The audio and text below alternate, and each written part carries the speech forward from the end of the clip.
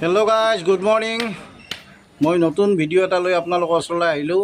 এয়া মোৰ সৰু ল'ৰা, তাক মই স্কুললৈ লৈ যাম এতিয়া ৰাতিপুৱা।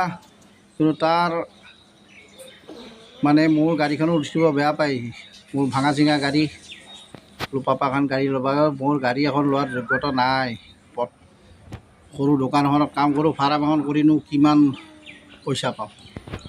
তাৰে কাৰণে বুলি ভাবিছোঁ ল'ম এখন গাড়ী, দুৰ্গা পূজাক লৈ এখন ল'ব। এতিয়া তাক স্কুলত থৈ মই দোকানলৈ যাম।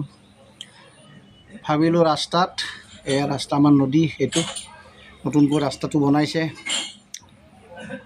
নদীৰ টিহু নদী, এইটো বৰ সুন্দৰ চিন। আৰু মোৰ জীৱনত চব বস্তু আধৰুৱা। ভগৱানে মোক আজি ইমান বছৰ হ'ল ভালেই নহ'ল, ক'ব নোৱাৰোঁ কি হ'ব ভৱিষ্যতে।